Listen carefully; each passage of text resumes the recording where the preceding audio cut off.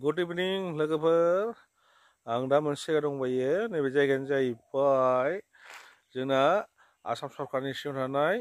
model college बियो दं जाहैबाय चिरां डिस्ट्रिक्टनि सिङाव थानाय खयला मैला होननाय जायगायाव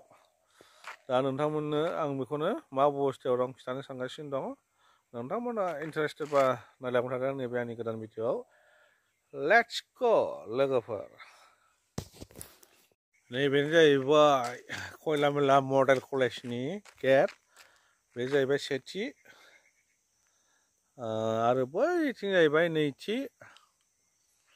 आरो नैबे लामाया जाहैबाय सापागुरिनिफ्राय दावखोबोनाय खैला मैलायाव थांग्रा लामा बेजों फैनानै नैबे लेन्थिबारि टार्निंनिफ्राय दावखोबोनानै नैबे कलेज मडेल कलेजखौ मोनफैयो आरो थांबाय खैला मैला बाजार लामाखौनो नोंथांमोननो एक्सप्लर खालामनानै खिथानो थांगासिनो दङ दा जोंना आसाम सरकारनिफ्राय 2025 नि एप्रिलनिफ्रायनो स्टार्ट खालामनो नाजागासिनो दं नैबे मडेल कलेजखौ दा बिराद मोजां लुगासिनो बिल्डिंफ्रा आरो माखासे कनस्ट्राक्सनबो जागासिनो दङ दानो कनस्ट्राक्सनाव सोलिगासिनो दङ बै जाहैबाय मिस्ट्रिफ्रा दा नै बिल्डिंखौ बानायगासिनो दङ बेस्राफोर दाबो हायाखै इमारजेन्सि बानायगासिनो दङ आरो नैबेफोरखौ हाबाय नै बिराद समायना जादों बिल्डिंआ नैबेनो नैबे जाहैबाय स्ट्रिट लाइट सोरगिदिं जेरैबो होदिंनाय जादों नैबे स्ट्रिट लाइटखौ ओरैबो दं नै आरो बाउन्डारि बिराद मोजां होदों मटामटि सेफटि जायफ्रा एडमिसन मोनगोन बेहाय बिराद लाखि जागोन सेफटि जागोन नैबे जाहैबाय गेटनिफ्राय फैनानै हाबनाय लामा कलेजाव हाबसिगोन जों कलेज माने दासो कनस्ट्राक्सन सोलिगासिनो दं आरो कमप्लिट जानो थांगासिनो दङ अब्लाबो कलेज बुंजाबाय कलेजाथ' जाखासिगोन दा एप्रिलनिफ्रायसो स्टार्टिं जागोन होननानै बुंगासिनो खिन्थु जागोन ना जाया बेसेबां सैथो नुनो मोनसिगोन उनाव नायलांबाय थादों नै बिल्डिंआ बिराद समायना खयला मैलानि कलेज मडेल कलेज नैबे जाहैबाय मडेल कलेजनि गोजौआव थांग्रा लामा नैबे सेकेन्ड फ्ल'राव थांग्रा लामा दा गाखोनानै नायनाय थानोसैलै माबायदि लोगोफोर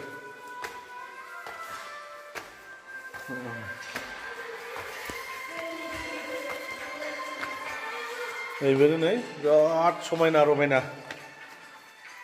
ब्राउन कलेज माबानि नै सेकेन्ड फ्ल'र फार्स्ट फ्ल'र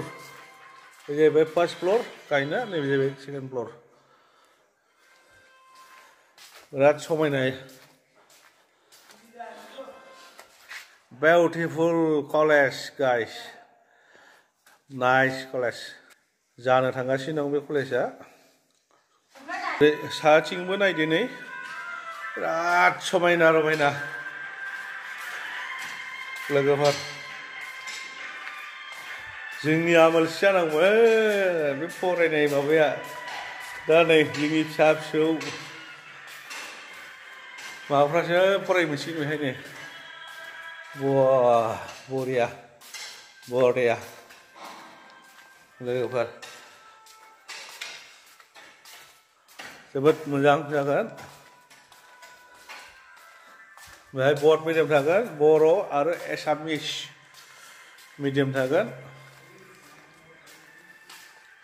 जायफ्रा एक्साइटेड बे फरायनो गोसो दंब्ला नोंथांमोना दानिफ्राय खबर लानो हागोन एप्रिलनिफ्रायनो स्टार्ट जागोननो आं मिथिनाय बायदिब्ला नै सनगासिनो दं स्टार्ट खालामनो थाखाय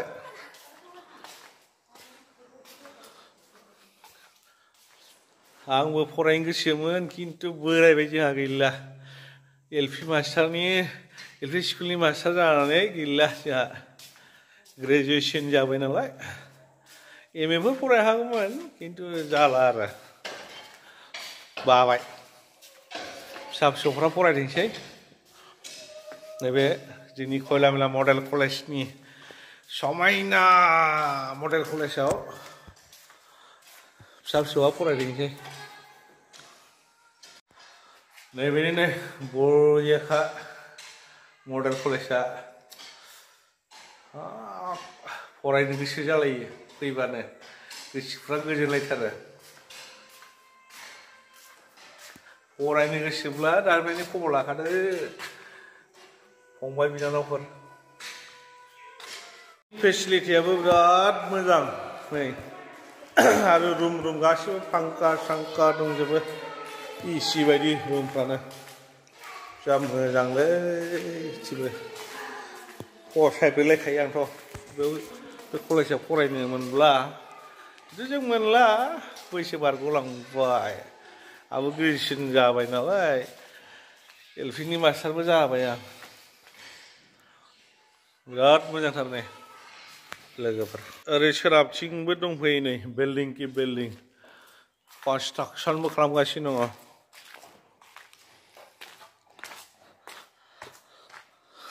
साननो थाङोब्ला उत्तर ओनसोलाव बेनो साबसिन कलेज जासिगोन नैबावबो कनस्ट्राक्सन खालामगासिनो दं नै आरो बैफोर जाहैबाय प्रफेसार लेक्सारारफोरनि रेसिडेन्सियेल बिल्डिं बै नुहुरनाया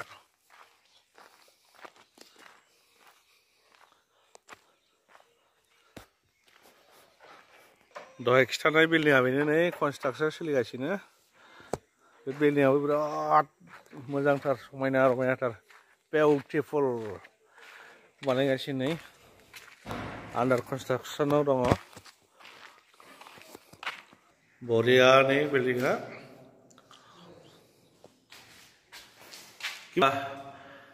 इहोटे मिस्ट्री आपने कलपरा ऐसे आपने लगे गौरीपुर धुबरी और अपनी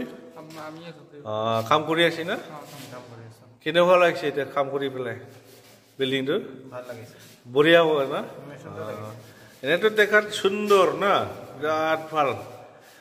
আৰু কেতিয়া ওপেনিং হ'ব গম পাই নেকি মই ভালকৈ নাজানো কেতিয়া এনেটো এপ্ৰিল বুলি শুনা পাই আছো এপ্ৰিল মানে নিউ এডুকেশন ক্যালেন্ডার হ'ব না নাই না চাম নেকি না মই ভালকৈ কৰক হা बरिया बिल्डिं बानायगासिनो नै फ्राय जाबायानो आरो गोजौनि बिल्डिं बानायगासिनो दं सेकेन्ड फ्ल'राव दा नै खथा बिराद बरिया मोजां मिस्ट्रिफ्राबो नै गोसो होथाबथारदों मजबुत ना मन करि पेलाय काम करि आछे एकदम दामादुम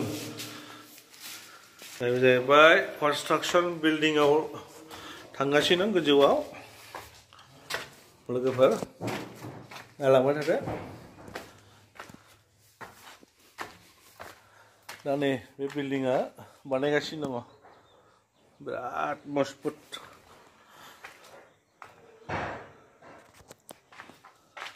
मामा हेमन्त बिश्व शर्मानि आमोलाव मोननाय बे कलेजआ खयलामयला मडेल कलेज आदै नों बे खयलामयला मडेल कलेजनि नेग्रा नामा ने आदै आं नेग्रा मा नाम आदै बिष्णु मा गामिनि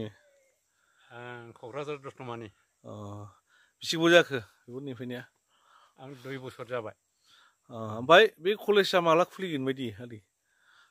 फेब्रुवारियाव खुलिनायनि थांखि लादोंमोन माबा गोजौ लेभेलनि बायदिबा ने ओरैनो जेबो प्रब्लेम गैखाया मोजांखादा ने दाथ' मोजाङानो फैबाय आंनि नुनायावथ' बिराद मोजां नुदोंलै ओरैनो जोबोद समायना रमायना कलेजखौ नुयोबाथ' फरायगौमोनलै ने गोसोफ्रा कलेजआ नैबेनो साफाथार नै बरियालै नैबे जाहैबाय 3 ताला बिल्डिं प्रफेसार लेक्सारफोर थाग्रा आरो बैबो प्रफेसार लेक्सारफोर थाग्रा रेसिडेन्सियेल आरो बैथ' जाहैबाय कलेज खयलामयला मडेल कलेज बिराद समायना बानायदों खाथियाव थांबा जोबोद समायना नैबे गार्डेन जागोन नैबे लामा कलेजनि सिं बाउन्डारि सिङावनि लामा ओरैनो राउन्ड दंजोबखायो गासिबो बिराद मोजां जागोन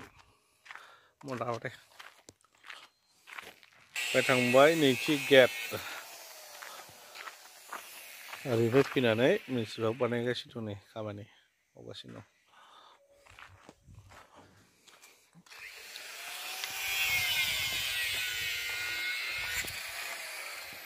लोगोफोर दिनैनि खयलामला मडेल कलेजनि एक्सप्लर खालामनाया बेखिनियावनो जोब्बाय लाइक एन्ड साबस्क्राइब खालामनानै हो अननानै